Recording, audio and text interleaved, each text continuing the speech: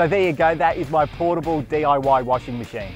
Now my wife thinks the whole thing's ridiculous, and look, maybe she has a point, but I think that misses the DIY spirit, having a go at something yourself, and I reckon with a few tweaks, I could have this thing working really well.